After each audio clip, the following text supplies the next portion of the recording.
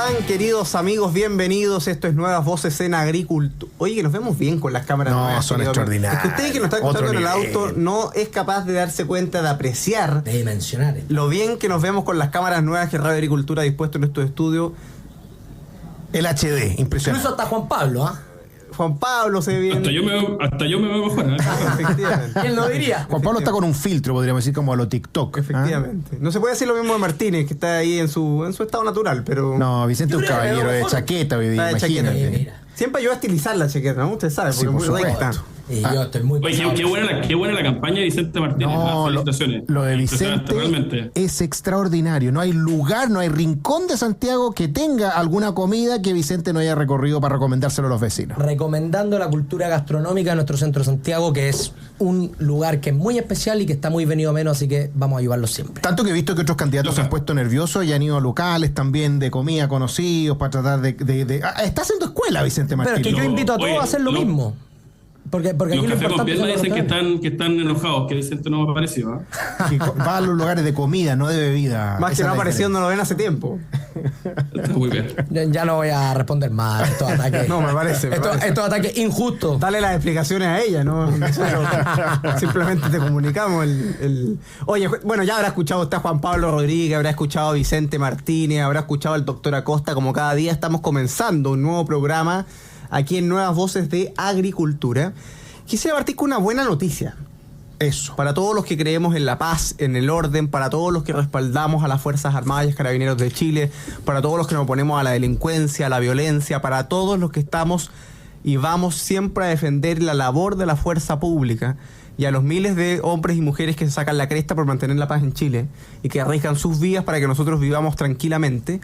Ayer fue absuelto ni más ni menos que Claudio Crespo. Así es. Y es muy interesante por varias razones. Una de ellas porque Claudio Crespo ha hecho de la persecución política y judicial que sufren muchos carabineros una auténtica causa, incluso con la publicación de un libro, el que le ha ido muy bien, G3, organización top de ventas, pero además porque justo el día antes de la absolución, el día lunes, estuvo Claudio Crespo en Sin Filtros, gran programa, y estaba ahí Inti Salamanca. Hubo una discusión bien dura, Giovanni Calderón, en fin, porque Inti Salamanca acusaba de violador de derechos humanos a Claudio Crespo, que estaba presente en el panel. Correcto. Y él le decía, oye, pero ¿por qué violador de derechos humanos? No, porque tú estás procesado. Le decía, pero si no tengo ni una sentencia. Bueno, al día siguiente fue absuelto, es decir, fue confirmado como inocente. Y eso es una muy buena noticia porque primero da cuenta de que hay esperanza, es decir, no están todos los carabineros ni miembros de las Fuerzas Armadas condenados a ser perseguidos y sancionados injustamente y asumir responsabilidades que no son de ellos, sino que además nos permite pensar en un país en que estén las garantías suficientes para que la fuerza pública pueda actuar con el respaldo de la política, con el respaldo de la justicia, con el respaldo de la ley, con el compromiso de los fiscales a llevar adelante investigaciones justas, procedimientos racionales, objetivos y al mismo tiempo con un país en que los fiscales activistas, como el caso del fiscal Chong, puedan ir dejando el sistema judicial y avancemos a verdaderos funcionarios de la administración de la justicia que cumplan con la ley y no que antepongan sus intereses ideológicos. Juan Pablo Rodríguez, partamos con esta noticia. ¿Qué te parece que hay detrás? ¿Cómo ves los efectos de esta absolución? Lo primero, a mí me parece kafkiano y muy penoso el hecho que quienes nos defendieron el 18 de octubre, el 19 de la barbarie y quienes protegieron nuestra democracia y nuestras instituciones hoy día se encuentren o condenados o procesados, y que por otro lado quienes promovieron esa barbarie, quienes quisieron destruir nuestra democracia, hoy día o estén indultados o tengan pensiones de gracia. Eso habla de una descomposición de nuestra institucionalidad y de también muchas veces el clima de opinión muy, pero muy grave. Y es una buena noticia, evidentemente, que aquello se empiece a subsanar, se empiece a reparar y volvamos un poquito a la normalidad. Es una gran noticia lo de Crespo, porque efectivamente él, a mi juicio, ha sido víctima de una persecución, muy lamentablemente, que a mi juicio habrá que ver después qué pasa con la condena en el caso de Gustavo Gatica, no hay pruebas que promuevan, digamos, su condena. Y en este caso en particular también, a efectos de no confundir a veces a la opinión pública, no estamos hablando de ese caso, sino que estamos hablando de un caso anterior, del denominado Día del Joven Combatiente, previo a octubre del 2019, pero que es muy relevante, porque ese caso se levantó, señala el propio Crespo, durante el proceso en el caso de Gustavo Gatica, por la fiscal Chong, una fiscal que, como bien tú señalabas, Tomás, lamentablemente ha dado muestras importantes de sesgo y politización en sus investigaciones, con el solo propósito de impedir que en el caso de Gustavo Gatica pudiese eventualmente el comandante Crespo alegar una irreprochable conducta anterior. Por lo tanto, fue una movida, ¿no? Una movida ahí de la Fiscalía que en buena hora, de la fiscal, mejor digo, más que de la Fiscalía como institución, que en buena hora no resultó, y a mi juicio empieza a poner algo de justicia y algo de sensatez en orden a una cuestión tan evidente como que quienes nos defendieron de la barbarie y protegieron nuestra democracia, hoy día tienen que estar libres y tenemos que estar agradecidos de ellos, y quienes promovieron esa barbarie hoy día debiesen estar condenados, y creo que ese es el paso que nos falta para poder restituir la justicia respecto de lo que lamentablemente ocurrió en Chile en el año 2019. Antes de darle la palabra a Vicente, quiero hacer una pequeña aclaración, pues nos preguntan algo interesante en YouTube. Ahora, como la imagen está como cuadriculada o por franjas, personas que se han ido sumando a nuestra sintonía, nuevos auditores nos preguntan, ¿están en el mismo orden en que fuimos saludados? Y la verdad es que no. Entonces, en el orden en que están viendo, para que puedan identificar nombre con cara, que es bien interesante para los que nos están viendo por YouTube. Claro, nos sale el banner. El primero a la izquierda es el doctor Acosta, que está saludando en estos minutos. Está saludando a su cámara. Cada uno con una cámara. Cada uno con una cámara. El segundo es quien les habla. Luego está Vicente Martínez, de chaqueta, impecable. Aquí, que no sabe a dónde apuntarle. Y Juan Pablo Rodríguez está ahí a la derecha, que nos habla desde la región de Valparaíso. Así que pone un cuadernito ahí con su nombre también. El nuevo GC que tiene ahí Juan Pablo Rodríguez. No vamos a enjuiciar la letra, pero está bien. Algo se alcanzó a leer desde aquí a la distancia. Vicente Martínez, la absolución de Claudio Crespo. Yo creo que acá hay que abordarlo necesariamente por un punto, antes de iniciar quizás el análisis político, que es, acá hay historia humana. Acá hay vidas que se complican con estas acusaciones, que después se demuestran infundadas, pero que ya hicieron su daño. Y a mí no me ha tocado conocer a Claudio Crespo, pero sí me tocó conocer y conversar con el cabo Zamora, que ha pasado algo similar. Y claro, un joven de, no sé si llega a los 20 años, que tuvo que reinventarse, que de un día para otro quedó sin pega, acusado, en la institución... Chao, o sea, no ninguna ni defensa ni nada, y con este proceso de justicia, arréglatela, que perdón, el proceso de justicia que te quita un tiempo terrible, lo decía en el programa anterior en Conectado, contaba uno la cantidad de tiempo que Claudio Crespo no ha podido vivir porque tiene que ir a declarar con cada uno de los casos, es una cuestión bien dramática. Y claro, y ninguna protección, ellos quedan desvalidos. En el caso de Cabo Zamora yo lo admiro, o sea, un cabro que se reinventó, que se puso a estudiar, pero claro, puede pasar perfectamente que haya personas de 25, 26, 27 años con familia, hijos, y que quedan sin un trabajo y con una acusación encima, y todo el mundo tratándolos de delincuentes. Ese es el primer punto, y ahí un abrazo grande a Claudio Crespo, porque aquí hay vida humana y no solo un informe, no solo política, no solo la seguridad, sino que también hay una historia.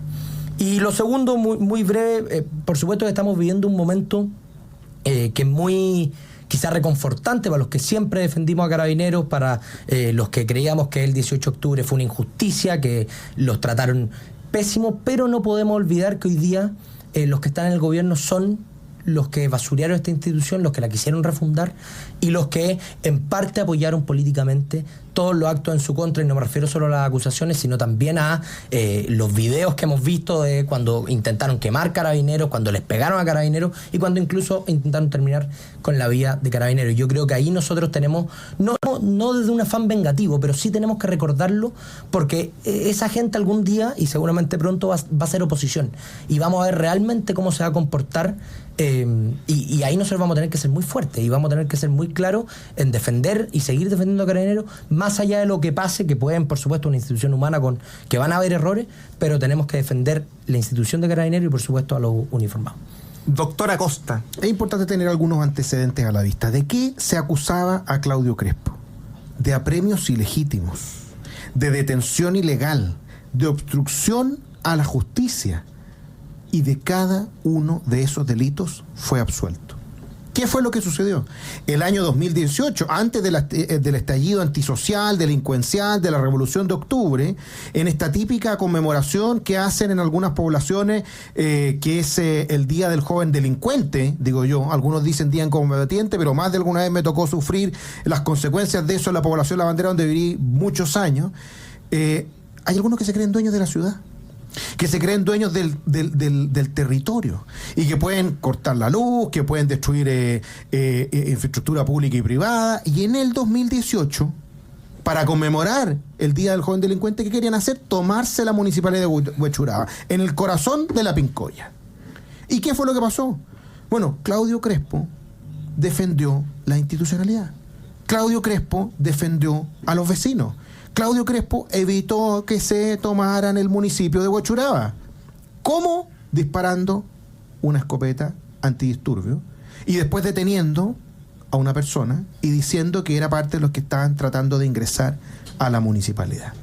Bueno, y resulta que la fiscal Chong, resulta que el Ministerio Público, que queda de manifiesto, queda claramente que es una derrota brutal de la fiscal Chong, una derrota brutal de aquellos que utilizan, ¿cierto?, las herramientas institucionales para perseguir a Carabineros, quedó en ridículo cuando el Tribunal Oral en lo Penal dice, ¿sabe qué? No hay datos suficientes para acusar al cabo Crespo, al carabinero Crespo de estos hechos. Entonces, aquí lo que vemos es que queda retratado de una vez más de cuerpo entero cómo, bueno, los carabineros son verdaderos héroes anónimos, que son la resistencia que nos va quedando contra el lumpen, que nos va quedando contra la delincuencia, que nos va quedando contra esa izquierda radical que cree que la forma que tiene de reivindicar sus posiciones políticas es a través de la violencia. ¿Y qué es lo que hacen? Se levantan inmediatamente diciendo, como lo comentaban ustedes, no, es que son violadores de derechos humanos. ¿Pero acaso defender a los indefensos, defender a la institución, es ser violador de derechos humanos? Para algunos pareciera ser que basta, ¿cierto?, que se utilicen las armas que le entrega el propio Estado para defender a los ciudadanos, para acusarlos de violadores de derechos humanos. Me alegra mucho de que se esté haciendo justicia. Me alegra mucho de que quede en evidencia dónde están los buenos y dónde están los malos. Los que quieren proteger a los más débiles y los que quieren utilizar a la institucionalidad para hacer política. Yo creo que tiene que empezar a responder la fiscal Chong por estas cosas. Tiene que abrirse algún proceso administrativo, algún proceso de revisión de sus causas. Esto no pasa con nadie que hoy va pasando por la fiscalía y toma este caso. Es una persona que ha hecho declaraciones contra Carabineros en redes sociales y que explica una vez más una animadversión contra la institucionalidad y no puede quedar en nada. No puede quedar en un simple, mira, nos equivocamos. Y pucha, perdón, Daniel Crespo, nos equivocamos. ¿Quién le devuelve a él su carrera? ¿Quién le devuelve a él la plata que ha tenido que gastar en defenderse de la justicia? ¿Quién le devuelve, cierto, la honra? Porque fue acusado y utilizado su nombre de la manera que hemos comentado, de manera absolutamente injusta. Yo creo que basta ya. Basta ya de poner en el banquillo de los acusados a quienes intentan defendernos y de que les salga barata, por no decir gratis, a aquellos que están utilizando las instituciones de la República para hacer activismo político. Fíjate que pienso que este momento o esta decisión que toma el Tribunal Oral en lo Penal es una oportunidad para agradecer, porque no solo a Claudio Crespo y a todos los carabineros y miembros de las Fuerzas Armadas que se sacan la cresta todos los días, sino también a esas personas que aún en los momentos más complejos y adversos respaldaron a Carabineros, apoyaron a Carabineros. Hubo grupos de personas que se organizaban para ir a dejarle agua a los Carabineros, para ir a dejarle alimento a los Carabineros que estaban combatiendo el 18 de octubre. Hay grupos de abogados que están trabajando en defensas penales de Carabineros. Está la organización Yo Apoyo a Carabineros. Sí. Hay otros abogados que lo hacen de manera anónima. Hay equipos de comunicaciones que prestan servicio, grupos de Carabineros, oficiales en retiro que están procesados. Es decir, hay líderes políticos que no han cambiado su posición respecto a este tema y que han sido muy claros en defender a la fuerza pública. Y es importante que esas personas existan, porque de nosotros depende que Carabineros sea efectivamente, eso, como decía el doctor Acosta, ese último escudo frente a la incivilidad, a los antisociales. Y por lo tanto, es también un momento para reflexionar y decir, oye, ¿cómo se ha portado ¿Cómo se han portado los sectores políticos respecto a Carabineros? Porque hoy día que Carabineros marca 85 puntos en la CADEM, Nadie lo quiere refundar. es muy fácil hablar bien de Carabineros. Pero varios se sumaban al discurso de la reforma, de la refundación para el 18 de octubre. Varios se acomplejaban cuando decían que Carabineros violaba los derechos humanos.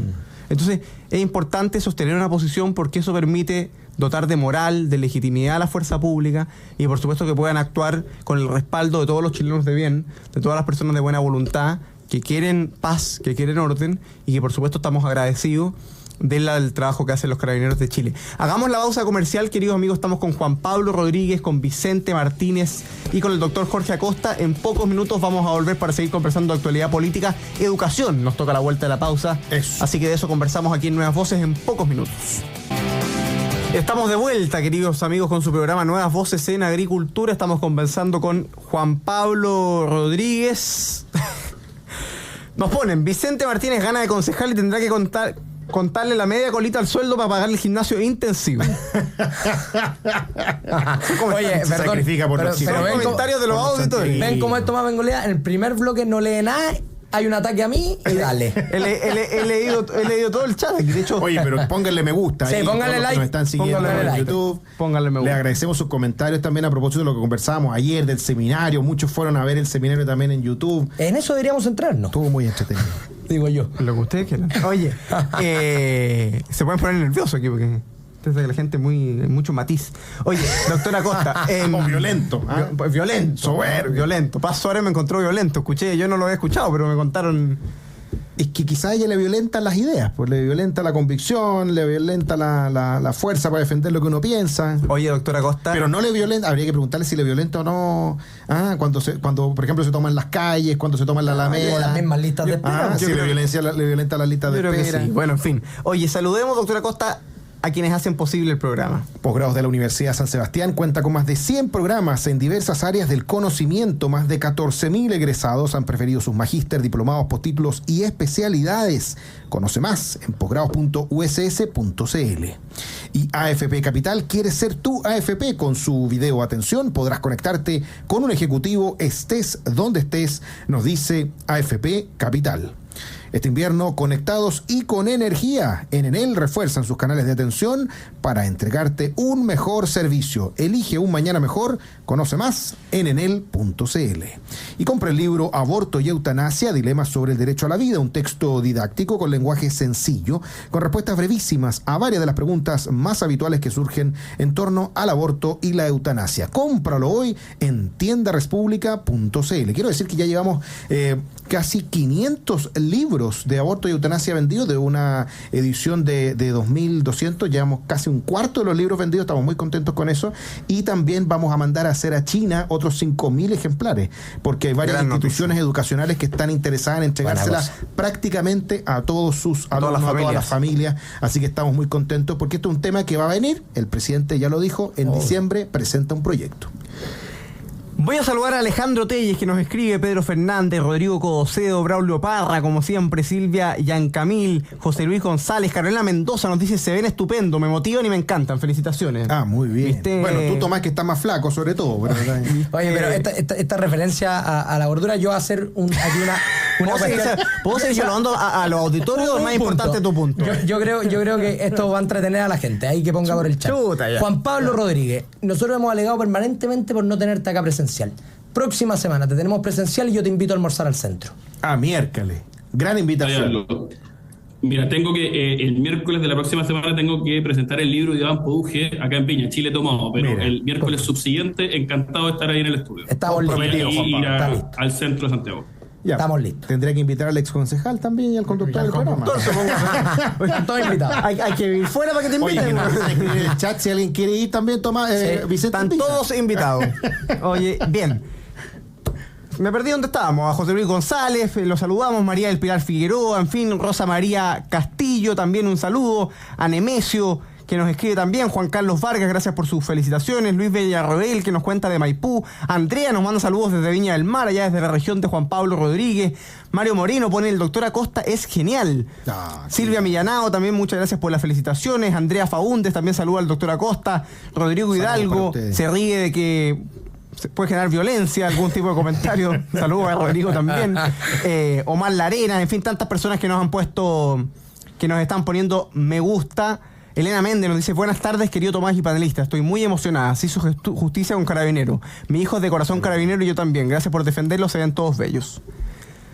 Saludos a todos los que nos escriben ahí por las distintas redes sociales. Póngale me gusta para llegar a más personas como cada día aquí en Nuevas Voces. Vamos a conversar de educación. Eso. Porque hoy día en la portada de El Mercurio, queridos amigos, diario de circulación nacional, hay una noticia que es bastante preocupante y que vale la pena que nosotros comentemos en este programa Nuevas Voces.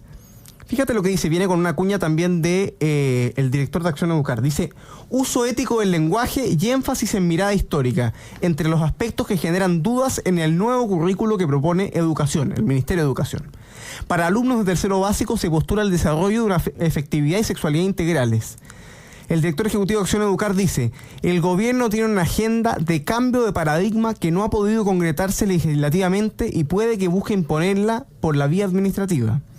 Otro de los enfoques es el empoderamiento, la inclusión, la equidad y la participación significativa, con el objetivo de que niñas, niños y adolescentes estén habilitados para asumir el control de su propia salud.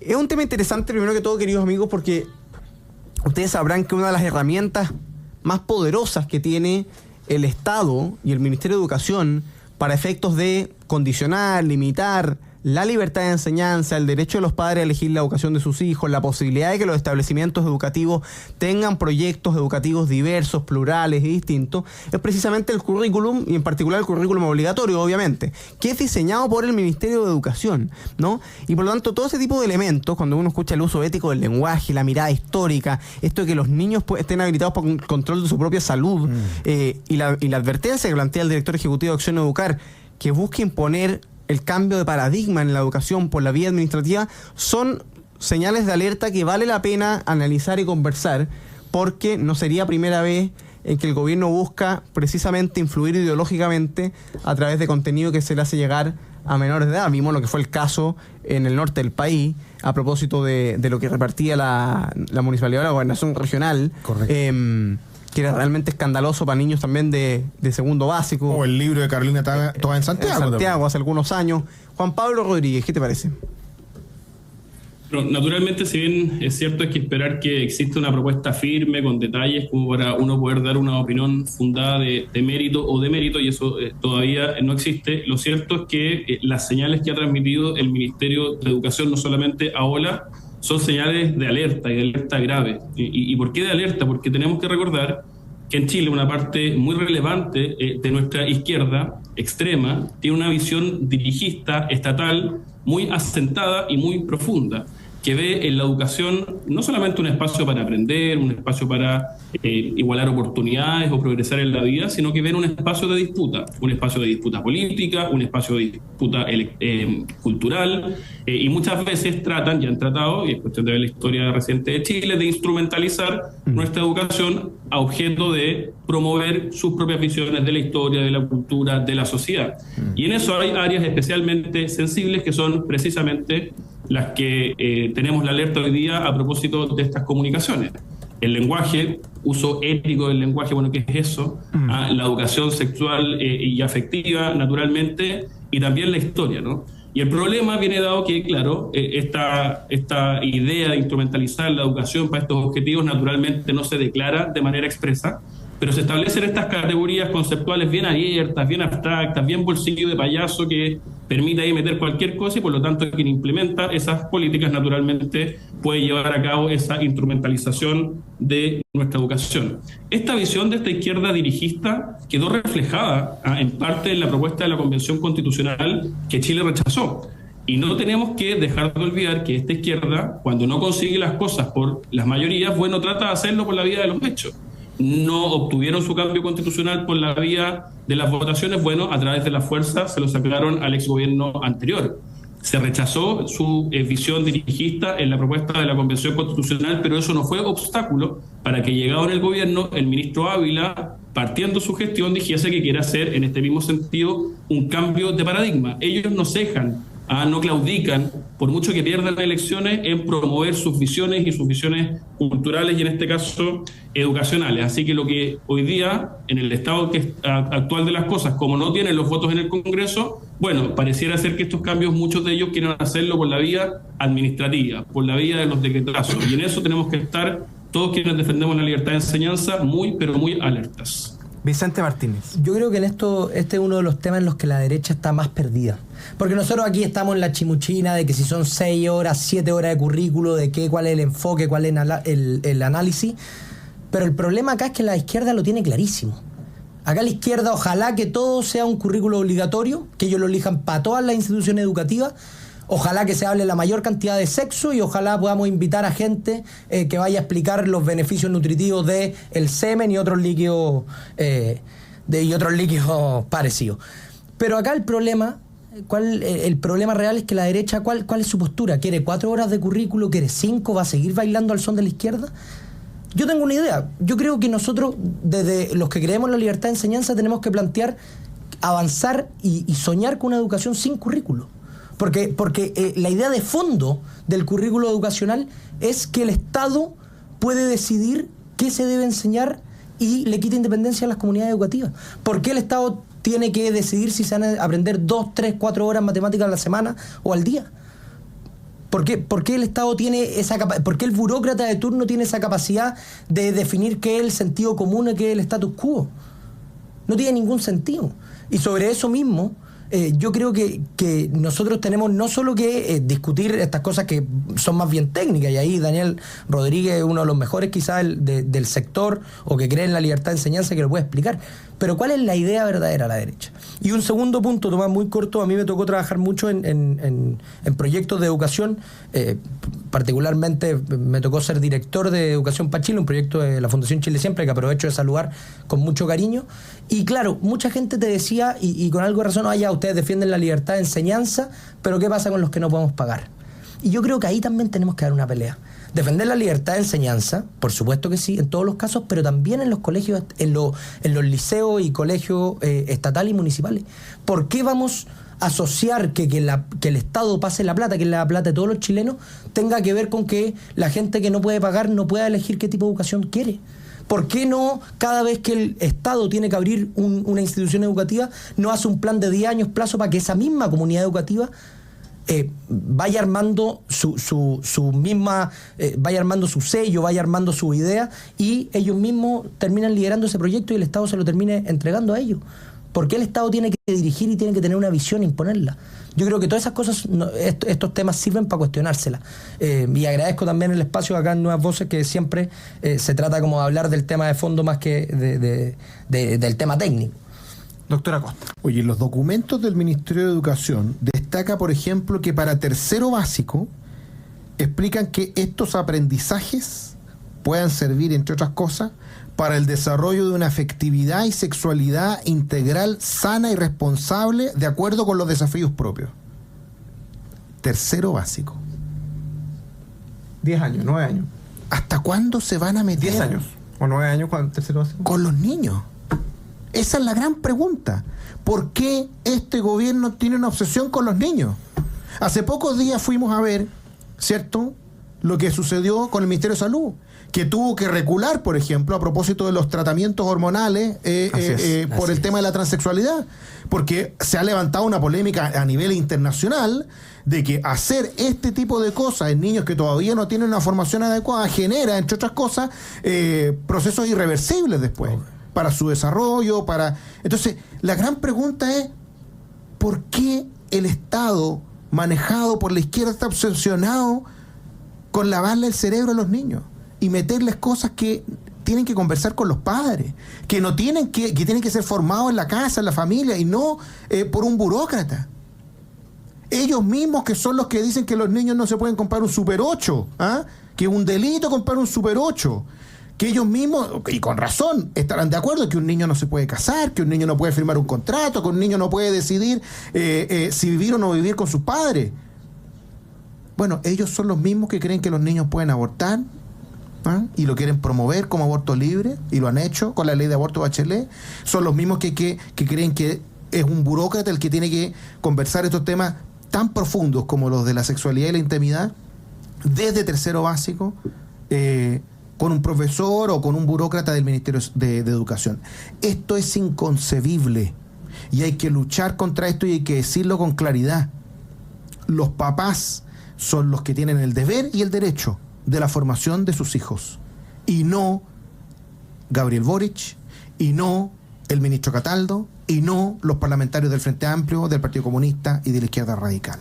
Aunque les duela, eso es un tema súper sensible y es un tema que muchos papás vamos a defender siempre, como lo han hecho, como lo hicieron en la Confepa, como lo han hecho tantos líderes, padres y apoderados, porque con los niños no. Ojo, con los niños no.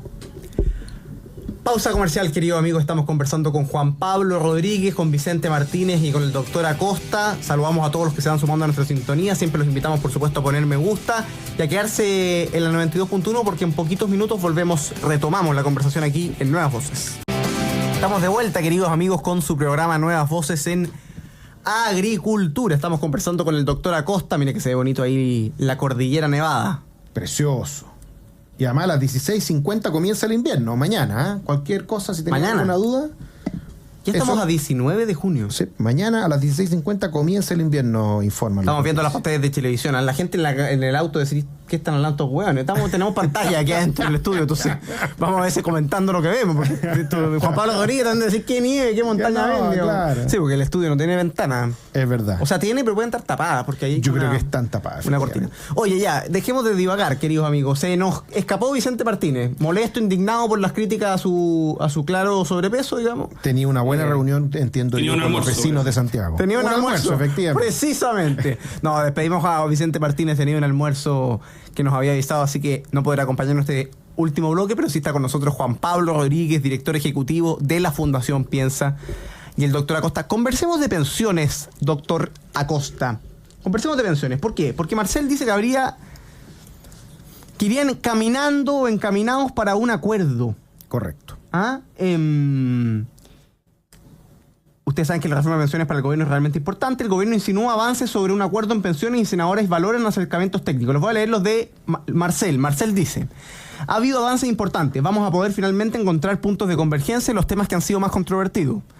Iván Moreira, senador de la UDI: espero que el gobierno pueda elaborar una propuesta que nos permita votar favorablemente, pero no hay que cantar victoria antes de tiempo. Gastón Saavedra, del PS: hay cosas en que vamos a tener que allanarnos a ceder. No lo vamos a poder hacer. Y hay otras en que ellos, la oposición, tampoco las van a poder hacer. ¿Qué te parece esta discusión, los avances que habría en Juan Pablo Rodríguez? ¿En qué condiciones vale la pena aprobar la reforma? ¿En qué condiciones hay que rechazar la reforma de pensiones? ¿Cómo ves el posicionamiento de la oposición? Entre otros temas. A mí me parece que lo fundamental es no introducir ninguna lógica de reparto en el sistema de pensiones chileno. Me parece que por razones que hemos conversado muchas veces, pero por la inversión de la pirámide demográfica y muchas otras cosas, introducir elementos de reparto es eventualmente una puerta que vamos a abrir hoy día y que nunca vamos a ser capaces de cerrar, y por lo tanto sería una cuestión muy nociva para el sistema. Dicho que yo creo que en abstracto, naturalmente, no es algo malo que las oposiciones traten de lograr acuerdos con los gobiernos de modo tal de promover reformas que son necesarias para los países. Chile necesita una reforma de pensiones.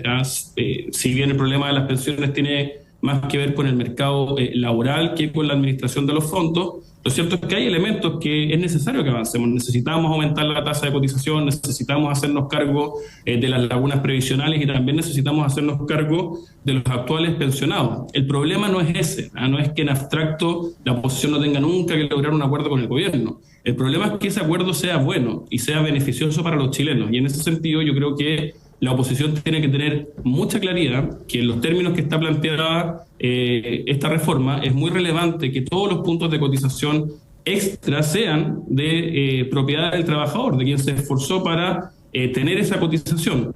Lo que no quita, naturalmente, que los expertos puedan ser relativamente creativos en orden a generar mecanismos para poder contribuir a que mejoren también las pensiones actuales, no con cargo a cotización extra de los trabajadores. Creo que por ahí va lo fundamental, y respecto de lo que ha trascendido hoy día en la prensa, creo que también hay que ser cautelosos. Va a parecer ser que lo que hay es una especie de principio de acuerdo en la Comisión de Trabajo, presidida por el senador Moreira. No sé qué tanta representatividad tiene eso respecto, por ejemplo, del resto de la bancada de la UDI, del resto de los senadores de oposición, del resto del Senado y del resto del Congreso en general. Por lo tanto, creo que es un camino largo y espero que la oposición en esto sea especialmente clara por la importancia del tema. Doctora Costa. Lo que parece no siempre es lo que es, dijo el ministro de Hacienda, tratando de hacer ver que se están moviendo placas tectónicas para tratar de llegar a algún acuerdo con respecto al tema de pensiones, pero que yo creo que describe bastante bien también cuál ha sido la estrategia de este gobierno. No olvidemos que fue la propia ministra del Trabajo, la ministra Jara, la que dijo, oye, no empiecen con las fake news, aquí el 6% adicional no lo paga el trabajador, lo pagan las empresas. Lo que todos sabemos que es falso. O sea, basta leer un libro de introducción a la economía para darse cuenta que esto es un impuesto al trabajo si es que no va a la capitalización individual de los trabajadores, que se les va a quitar su ingreso para entregárselo a otro. ¿Administrado por quién? Administrado por un ente estatal. Eso es. Cuando dicen no parece siempre lo que es, bueno, acuérdense lo que empezó a decir el gobierno. La pauta que salió a recitar Winter y todos los diputados a decir, ¿sabe qué? Aquí lo importante es si vamos a tener o no solidaridad. Acuérdense del spot, de ese spot famoso que hubo también del gobierno. Vamos a tener una solidaridad con los viejos de ahora. Es lo que dice el presidente también. Si quieren entregarle más pensiones hoy día, ahora, a los jubilados, bueno, entonces tiene que haber algo del porcentaje adicional que vaya al reparto.